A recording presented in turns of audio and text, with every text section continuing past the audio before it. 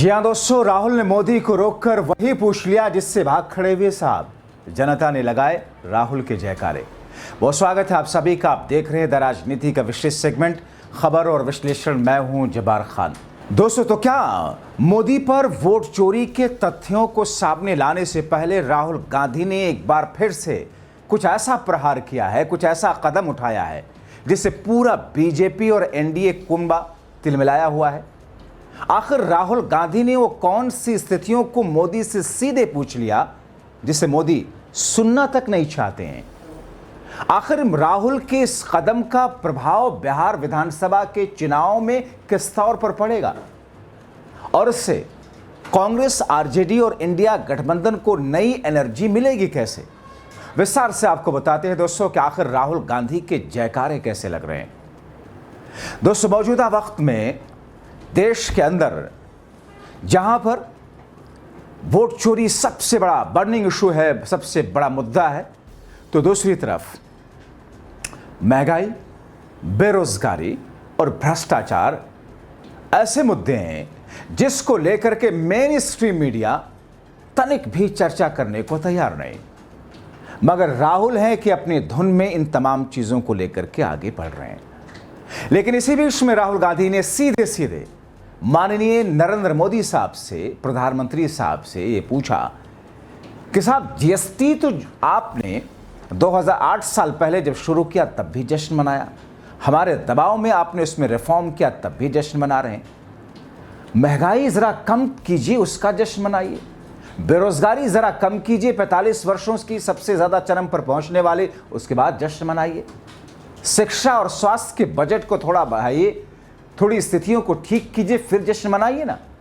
या सिर्फ जनता के पैसे पर सीधे सीधे जश्न ही मनता रहेगा? राहुल गांधी ने यह कहा कि दरअसल ये सारे के सारे मुद्दे कहीं ना कहीं वोट और लोकतांत्रिक प्रक्रिया, चुनावी प्रक्रिया से जुड़े हैं और जब तक ये वोट चुराते जाते रहेंगे, बेरोजगारी, भ्रष्टाचार, महंगाई बढ़ती रहेगी। नौकरी की चोरी, वोट की चोरी ये बर्दाश्त नहीं करेंगे। राहुल गांधी ने यह कहा कि बेरोजगारी भारत में युवाओं के सामने सबसे बड़ी समस्या है, वोट चोरी से है। यानी राहुल गांधी ये कहते हैं कि बेरोजगारी, महंगाई, भ्रष्टाचार, इन सारी चीजों का ताल्लुक भी वोट चोरी से है, क्योंकि चोरों को यह पता है कि हम सत्ता में इस तरीके से जीत लेंगे, वापस आ जाएंगे और कहेंगे कि देखिए, जनता ने हम पर भरोसा किया, हम जो कर रहे हैं ठीक कर रहे हैं। लिखा राहुल ने, भारत में युवाओं की सबसे बड़ी समस्या बेरोजगारी, सीधा रिश्ता वोट चोरी से। जब कोई सरकार जनता का विश्वास जीतकर सत्ता में आती है तो उसका पहला कर्तव्य होता है युवाओं को रोजगार असर देना। लेकिन बीजेपी चुनाव ईमानदारी से नहीं जीतती, चोरी और संवैधानिक संस्थाओं को कैद करके सत्ता में बने रहना चाहती है। दोस्तों, आपको कई बार मैंने बताया कि बीते 11 वर्षों में इस सरकार में वो हुआ जो पहले कभी नहीं हुआ था। 45 सालों का रिकॉर्ड बेरोजगारी का टूटा और उस रिकॉर्ड को लेकर के जिस पर सत्ता पक्ष बजाय इसके कि मिमियाने के, रिग्रेट फील करने के, शर्मिंदा होने के, थेथरी करते हुए कहते, अरे साहब, हमने तो रोजगार दिया है। वो जो आपके दफ्तर के बाहर पकौड़ा तलता है वो भी तो एक किस्म का रोजगार है, स्वरोजगार तो हुआ।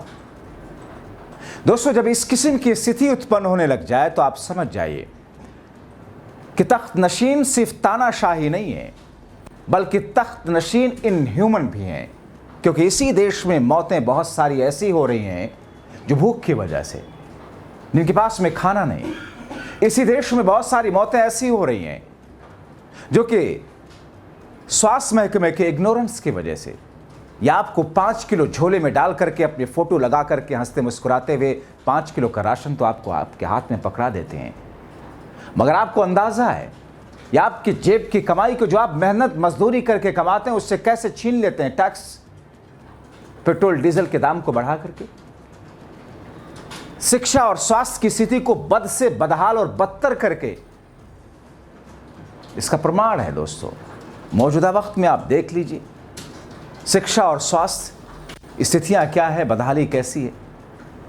अब ऐसी स्थिति में दोस्तों, भविष्य अंधकार में जिस बात को लेकर के ये सत्ता पक्ष वाले जिस मुद्दे को लेकर के सबसे ज्यादा बहुसंख्यकों को अपने साथ जोड़ने की कोशिश करते थे, दरअसल वही फर्जी नैरेटिव है इनका।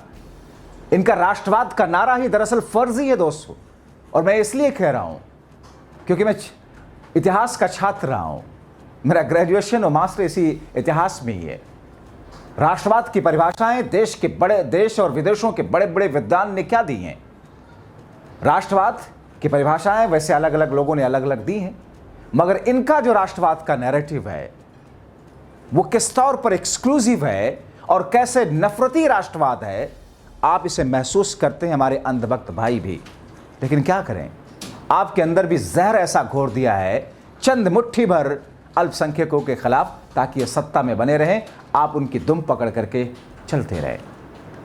दोस्तों, कहते हैं राहुल, हर परीक्षा पेपर ले, हर भर्ती भ्रष्टाचार की कहानियों से जुड़ा हुआ है।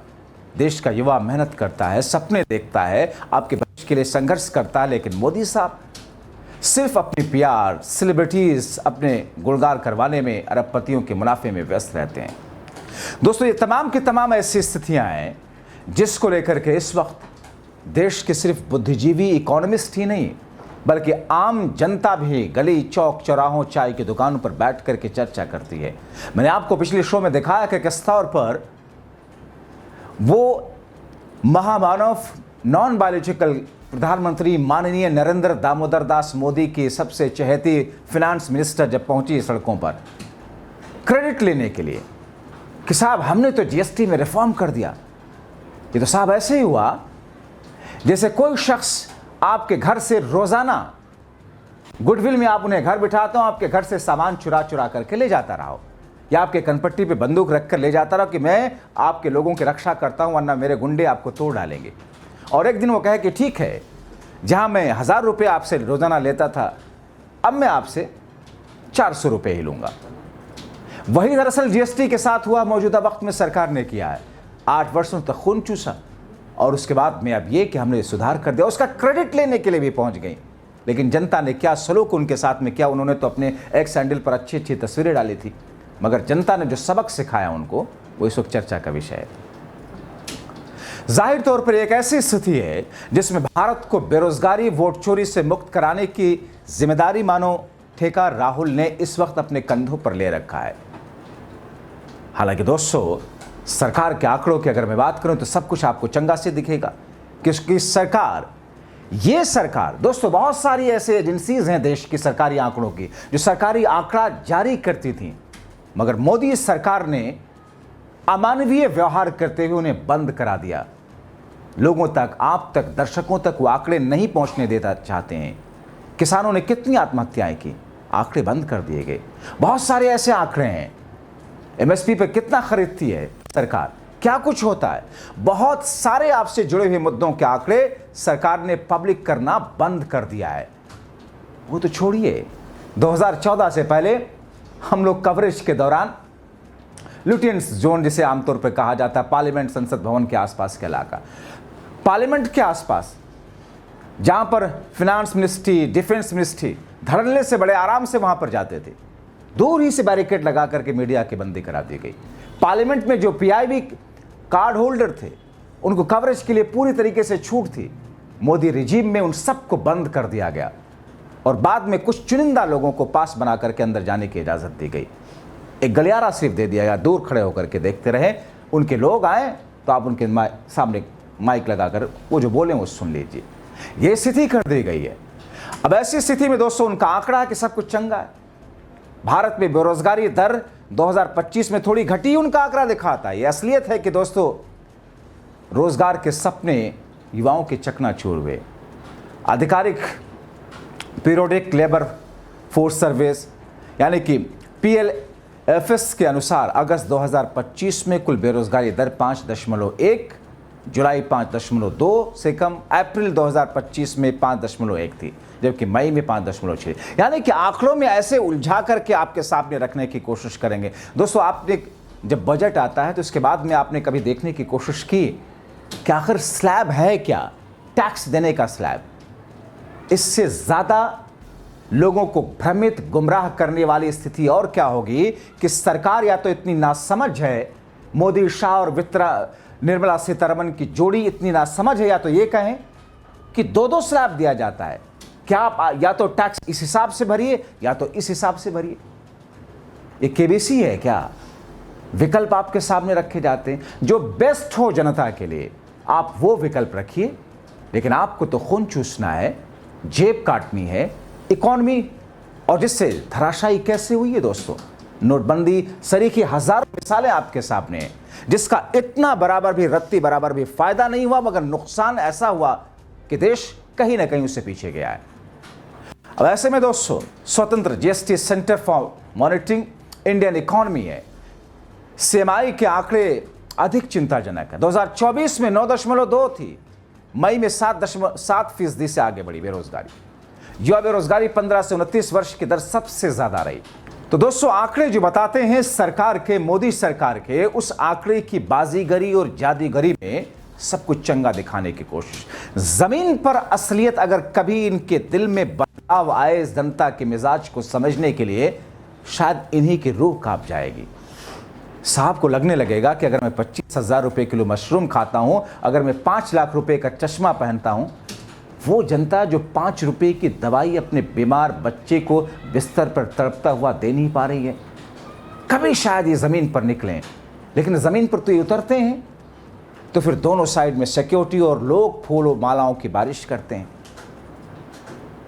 ये जिसको अपना दोस्त मित्र बता रहे थे, जिस ट्रम्प को और हाउडी मोदी कार्यक्रम करा रहे थे, नमस्ते ट्रम्प कार्यक्रम करवा रहे थे, सड़क के दोनों किनारों पर इन्होंने ऊंची ऊंची दीवारें खड़ी कर दी थी, पौधे लगा दिए थे, घेर दिया था कनात वाले कपड़ों से, ताकि उधर की गरीबी, टूटे मकान, झुग्गी झोपड़ियां न दिखाई दें। ये है वो मोदी जी। आप देखिए, सोचिए कि हो क्या रहा है, चल क्या रहा है। और राहुल गांधी ने इस वक्त जो कदम उठाया, उसकी चर्चा देश के बुद्धिजीवी करे। इस पर सरकार का स्टैंड क्या होगा, इंतजार में है। फिलहाल आप इंतजार मत कीजिए, अपनी राय को बहुत शुक्रिया।